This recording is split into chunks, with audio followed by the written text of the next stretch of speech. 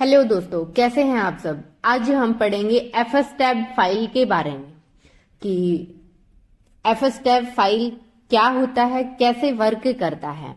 तो उससे पहले हमें जानने की जरूरत है कि fstab फाइल का यूज क्या होता है।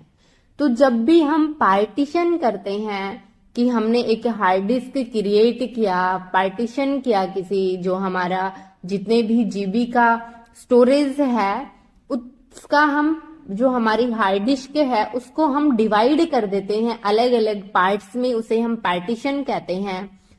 तो जब भी हम हमारी कोई हार्ड डिस्क क्रिएट करते हैं, हमारे मशीन के साथ अटैच करते हैं और तब हम चेक करते हैं कि कितना साइज है हमारे हार्ड डिस्क का, जो उसका पार्टीशन हमने किया है उसकी इंफॉर्मेशन चेक करते हैं।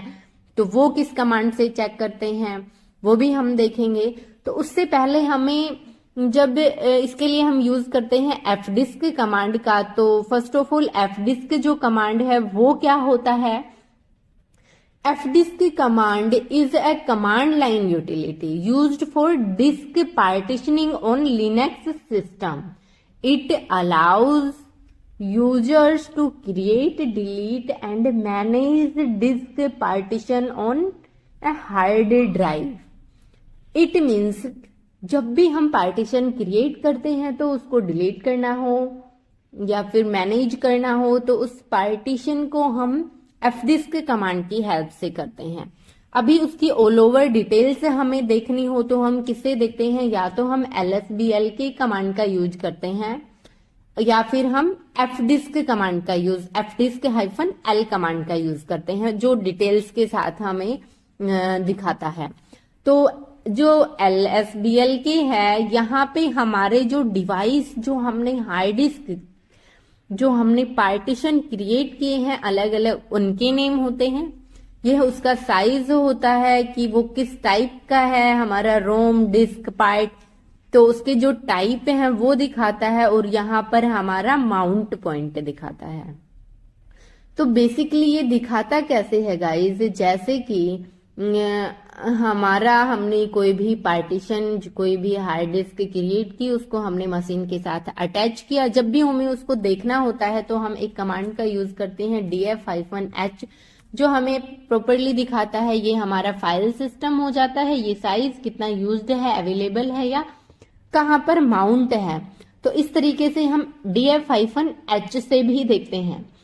तो जो हमारा df-h कमांड आउटपुट देता है, ये बेसिकली होता क्या है df-h आउटपुट, यहाँ पे हमारे जो भी ऑल ओवर हार्ड डिस्क हमने अटैच किए होते हैं, पार्टीशन किया होता है, तो वो हमारे कहाँ पे होते हैं। फाइल सिस्टम हिरार्की का एक वीडियो है, आप देखिएगा, हमारे जो लिनक्स का स्टेप बाय स्टेप करके प्लेलिस्ट है उसमें आपको मिल जाएगा।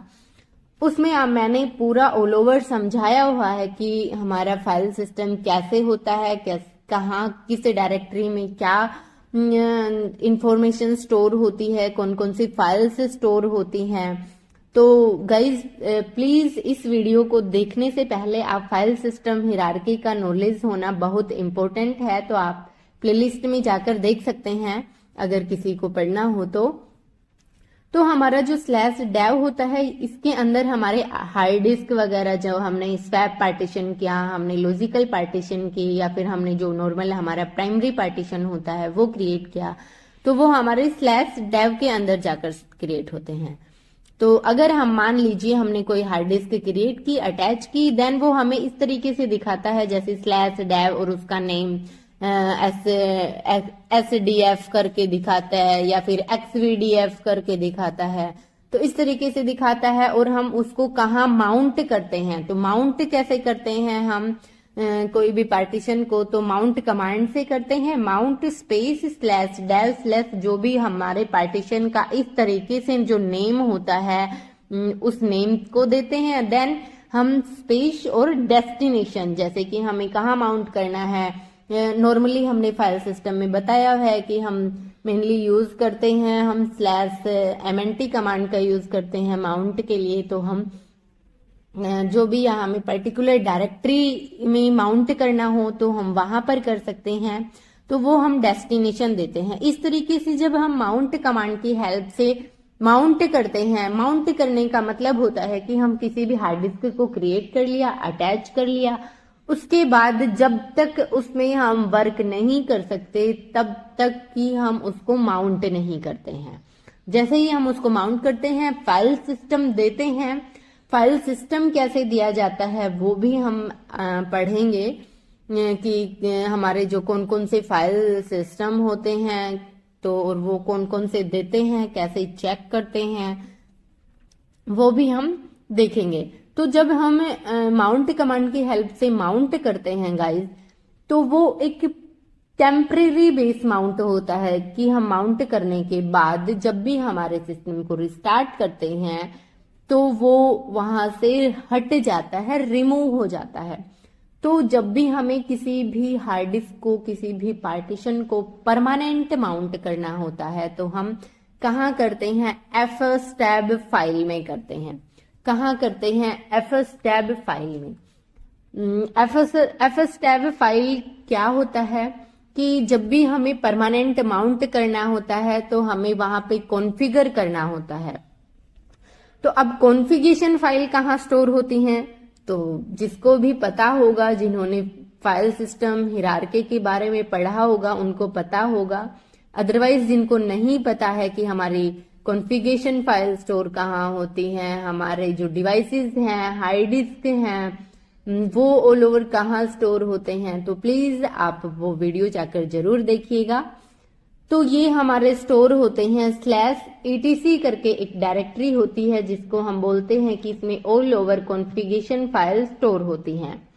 तो अभी हम वहां पे cd करके कर रहे थे, तो cd से हम एक डायरेक्टरी के अंदर तो जा सकते हैं बट उसको ओपन नहीं कर सकते। तो ओपन करने के लिए ये कॉन्फ़िगर है तो हमें कुछ एडिट करना है, तो हम विम करके ओपन करेंगे और हमारी ये फाइल ओपन हो जाएगी।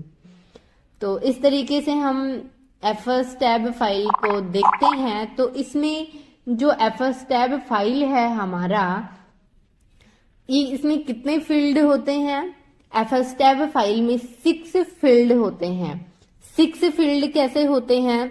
जैसे कि यहाँ पे हम देखते हैं कि ये जो इंफॉर्मेशन है इसको हम क्या बोलते हैं कि ये है हमारा डिवाइस का नेम। जैसे कि अभी हमने देखा, मान लीजिए हमने वर्चुअली कोई हमारे जो AWS है या फिर एजोर है, जिसपी है, तो उस पे हम कोई भी हार्ड डिस्क क्रिएट करके हमारे इंस्टेंस के साथ अटैच करते हैं तो वहां पे एक XVDF करके आता है, या फिर नॉर्मली हम करते हैं SVDF करके हमें पार्टीशन जो है हार्ड डिस्क वो क्रिएट हो जाता है। तो वो हमें दिखाता है /dev के अंदर यहाँ पर। तो वो हमारा क्या हो जाता है? हमारा जो है डिवाइस नेम। तो यहाँ पे भी हमने इसको जो हमारा रेड हैट है उसको स्वैप करके ये किया हुआ है। तो वहां पे हमने ये यहाँ पे डिवाइस नेम है। नेक्स्ट जो ये होता है नन करके जो हमें दिखा रहा है, ये क्या होता है? ये माउंट पॉइंट होता है कि हमने कहाँ पे माउंट किया है। जैसे कि आप इससे पहले देख सकते हैं, जो ये है ये हमारा माउंट पॉइंट होता है, माउंट पॉइंट। और जो यहाँ पे ये होता है, ये क्या होता है? हमारा फाइल सिस्टम टाइप होता है। फाइल सिस्टम एफएस देख सकते हैं, वीफैट देख सकते हैं, ext3 ext4 होता है हमारे लिनक्स में। अभी हम ext4 पे वर्क कर रहे हैं। एनएफएस होता है हमारा।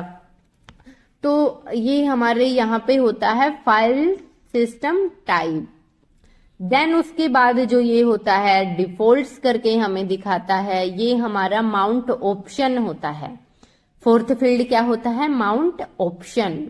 देन जो 5th फील्ड होता है वो क्या होता है? डंपिंग। इट मीन्स कि हमारा जो हमें बैकअप है वो इसका बैकअप ऑन करना है या ऑफ करना है, कि इसका बैकअप ऑटोमेटिकली क्रिएट हो या नहीं हो। तो वो ऑन ऑफ के लिए हम यहाँ पे होता है, तो उसको क्या बोलते हैं? 5th फील्ड को डंपिंग। देन जो हमारा लास्ट 6th फील्ड होता है वो होता है चेकिंग सीक्वेंस। जो ये सीक्वेंस है ये 0 और 1 में चलता है। तो ये 0 और 1 क्या होता है वो भी हम देखेंगे जब हम पार्टीशन का टॉपिक करेंगे। तो इस तरीके से हमारा फर्स्ट फील्ड होता है डिवाइस नेम, उसके बाद हमारा सेकंड फील्ड होता है माउंट पॉइंट, थर्ड फील्ड होता है type of file system, fourth field होता है माउंट ऑप्शन, फिफ्थ फील्ड होता है dumping and final sixth field होता है चेकिंग सीक्वेंस की सीक्वेंस में है या नहीं है। तो इस तरीके से जब भी हमें कॉन्फ़िगर करना होता है किसी भी पार्टीशन को तो हम यहाँ पे वो इसी तरीके से सेम नेम दे सकते हैं, इस तरीके से कॉन्फ़िगर कर सकते हैं। इसके बाद जब भी हम रिस्टार्ट करेंगे तो वो हमें जो है हमारा वो परमानेंटली रहेगा माउंट, जिस भी हमने लोकेशन पे माउंट किया है वो लोकेशन आप यहाँ पे जो हमने माउंट पॉइंट बोला है वहां पे, जैसे कि हम /MNT में करते हैं या पर्टिकुलर किसी अनदर डायरेक्टरी में करते हैं तो वहां पे आप कर सकते हैं। तो मे भी आपको fstab फाइल के बारे में समझ आया होगा। जिन्होंने भी पार्टीशन टॉपिक पढ़ा है उन्होंने यूज भी किया होगा। तो कितने फील्ड होते हैं, कई बार इंटरव्यूअर पूछता है कि fstab फाइल में कितने फील्ड होते हैं, फिफ्थ फील्ड का मतलब क्या होता है। तो आपको एग्जैक्टली पता होना चाहिए कि कितने फील्ड होते हैं, कौन सा फील्ड क्या वर्क करता है। तो अगर वीडियो पसंद आया हो तो प्लीज अपने दोस्तों के साथ शेयर करें। चैनल पर नए हैं तो चैनल को सब्सक्राइब करें। Thank you guys.